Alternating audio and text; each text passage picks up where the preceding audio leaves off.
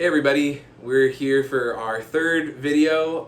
You can probably tell by now that I've done all these the same because I'm wearing the same outfit. But for me, I'm doing these in the Sunday before I take off on vacation, and it's a wonder of video, the wonder of technology. But anyway, I'm grateful to do these videos with you and just kind of walk through this piece chunk by chunk. And as I've said in the previous two videos, I hope that you're growing in confidence in this. You can do it. You can learn this piece, and you can sing it for the virtual choir. I know that each person that's participating in this, you've got this. So stick with it. Keep learning the piece. Keep growing in your readiness with it. And as you have questions or concerns, don't hesitate to send me a note. I'd be happy to take a look at any questions you have. But I hope that the resources you've got thus far have been helpful to you. So far, we've made our way through 9 pages of this piece, and beautiful piece. And it's not that tricky in terms of learning it. There's not anything particularly wild about it. It's fairly predictable yet beautiful. It's simple yet beautiful. And so I hope, again, that the pitches, the rhythms, some of the stylistic things we've talked about in the last couple of videos have been helpful. Today we're going to take a look at page 10. We just finished this moment after the 2/4 bar. We go into this fermata and we sing flow, and we're having that all come together. Excuse me, this chord. It's a C2 chord. It's really beautiful. Those of you who are for soprano ones, that note's the note that's going to feel most outside of the chord. Everybody else, so for example, bass, you're kind of high up there. It's a middle C. It's not very high, but it's a little higher. So you want to make sure that you're prepped for that. Baritones and basses, you have this split here in the 2/4 bar, and then you sing that C together, nice and strong. Tenors, you sing the 3rd. Altos, you sing the 5th. And sopranos, you sing the octave. All this is a C major chord, and that would be perfect and fine, but Elaine threw us this curveball, and I'm glad she did because it's pretty. We have that D that we add to the top of it for our soprano ones. So you'll notice on the part predominant, I don't think that there's any split in terms of soprano 1s, soprano 2s, alto 1, 2, tenor, and so on, and bass and baritone. I don't think there's any way to split that up. You just kind of have to listen for your part and sing what's most comfortable for you. You don't have anything to prove. You don't have to be a hero. So if you wanna mix it up a little bit, in terms of if you're soprano 1 and you can carry some of the soprano 1 stuff but not all of it, that's okay. Pop down to the soprano 2, and that'll be just fine. But this is the chord that we sing. It is kind of in that mid to higher register as a choir, and it'll carry well, and the piano does this. It plays this high chord. Let's see. So the choir gets to just expand and do its thing right there, and then there's a cutoff, and that Craig gives to us, Craig Courtney, and then the altos take us here.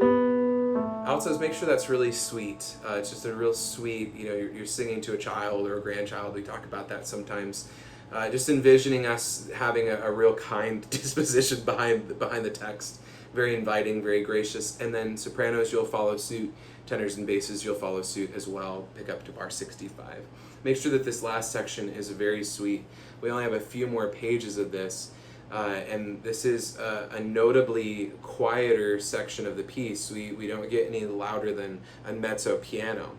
And like we talk about, dynamics are always relative. In other words, piano doesn't mean that it's the smallest thing.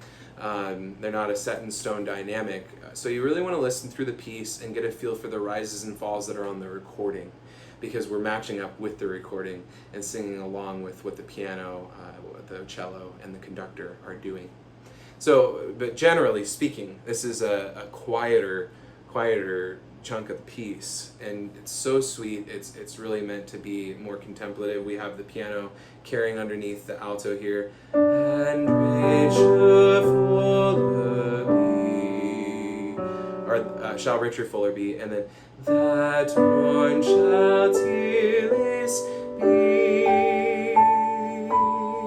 in the sopranos, and then you cut off on beat 3, and then tenors and basses, you bring us back to home in terms of our melody and a stanza.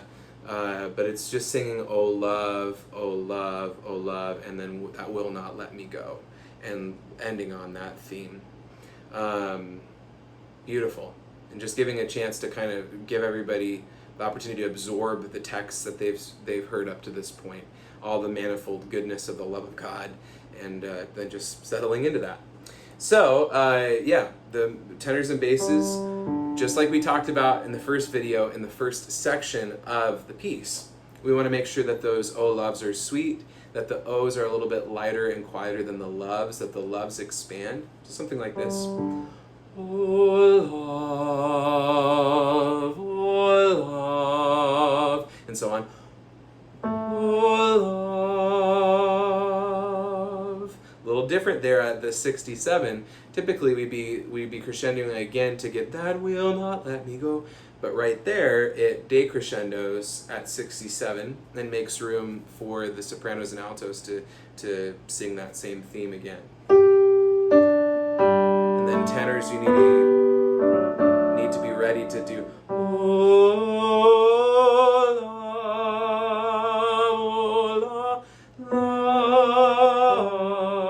love, and carry that through. With each of those, remember again, you can slide a little bit. Just make sure that there's a lot of slur to it, that we're carrying from one note to the other. We should, the pitch sliding shouldn't be totally, evident or apparent, but it's okay as you get used to it to just feel what it would be like to really slur those up, and then you can kind of reel it in as you feel it needs to be. But the general principle is to slur and to keep it really legato and flowy. So especially at the end, when we have a little bit of this kind of polyphony happening, we have the sopranos and altos, and then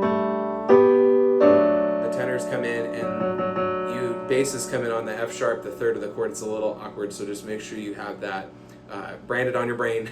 Love, love. And then we decrescendo at bar 72, essentially into nothing. So that by the time we get to the first beat of bar 73, it's just the sopranos and altos singing go. Nice and tall sopranos and altos, nice and live. Keep the energy going, but it's quiet, it's sweet.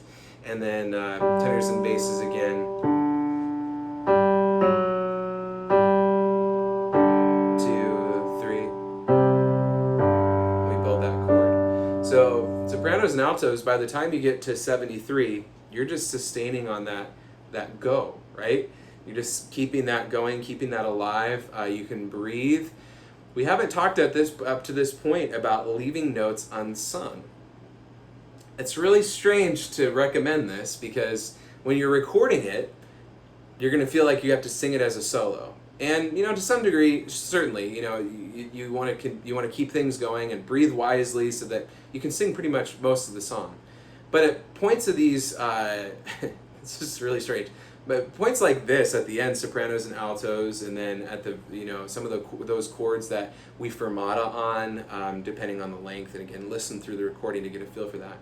But it's kind of okay to do stagger breathing. It's just you stagger breathing with yourself at home, which is really weird, but it works. I mean, once we put all the video files together, all the audio files together, and Jenna helps us, she puts that together for us. There's no reason why you couldn't stagger breathe and sing go, oh, and just sing for as long as makes sense for you. Remember, we don't ever want to go to the absolute end of our breath.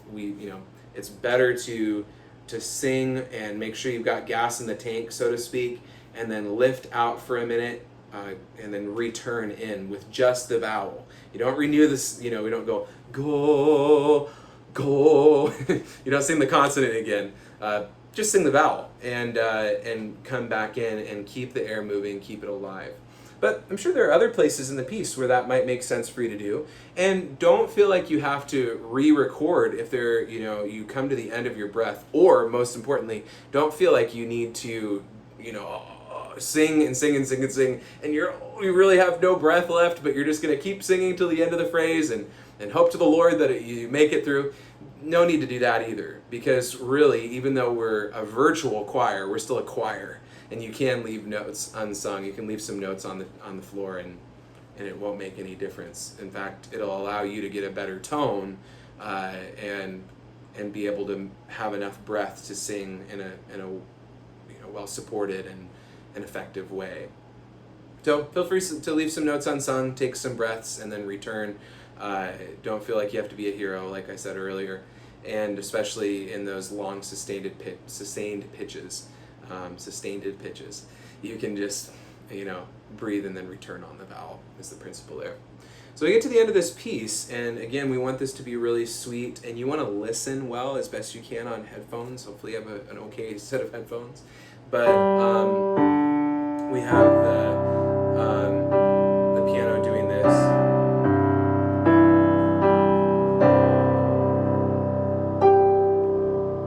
And then it's this last chord here. 2, 3, 4, and then off on beat 1. At least that's what's written here. While that piano carries over. So yeah, with the ending there, the only other thing you'll want to note, tenors and basses, is that you go will not let me go, and you carry that over. In other words, the length of that rhythm is longer than elsewhere in the piece. And just pay attention to that. And there's a decrescendo at the word go. That doesn't mean that we want the energy or the pitch or anything like that to fall. We just want the dynamics to decrease. And so be mindful of that the pitch is consistent, that the air is flowing, that you feel strong. And also, throughout the piece, I mentioned at the very beginning of the piece, you want those bright eyes, you want to smile with your eyes. You remember that this is a service to the people who are attending worship, that this is an opportunity for them to be blessed by the choir that they miss so much. I know you all miss choir, I miss choir, our congregation misses the choir, and our guests and those who will be new with us will also be blessed by a very unique presentation of a rich text about how much God loves them. So as you're singing this, just maybe be prayerful, be worshipful. Don't maybe be prayerful and worshipful, just be that. Because it can really serve people. Just think about, as you sing about the love of God, how can I convey in my facial expressions, in my voice, and just in my spirit, love for God and love for people? And how can I make that come across in what I'm doing? No need to be over the top. I think our choir is really excellent at this. You all, and those of you who will be joining us as guest singers as well are wonderful at this as well. That not being over the top with our facial expressions, but being genuine, being real, and being loving with the way that we sing. So be mindful of that as you end, and then as the cutoff happens, don't just tune out mentally and let your eyes go blank like that. Nobody wants to see that. It's kind of scary. So make sure that once you close the vowel, once it go, there's no closing to the consonant. But once you end your note, that you have a smile on your face of some sort. Not I finished the song, but just a normal comfortable look on your face. That makes a big difference, because when you're in a mass of choir, it's a mass of choir people. You're surrounded by all these people. People aren't going to pinpoint you as much. On here, you do have your individual videos, not to freak you out, but you have your individual videos and want to be more aware of your expressions. So that's Oh Love. Again, if you have questions or concerns, I'm an email away. Shoot me a note, and I'd be happy to help you. If you have questions or concerns regarding putting your video together, because now's the time to do it, make it happen. Make sure you get it in by the deadline. But just reach out to Jenna. She'd be happy to help you on the video front. You're going to do great. I hope you have fun with this. It's going to be a blessing to many. Thanks so much for taking the time to do it. Thanks, everybody.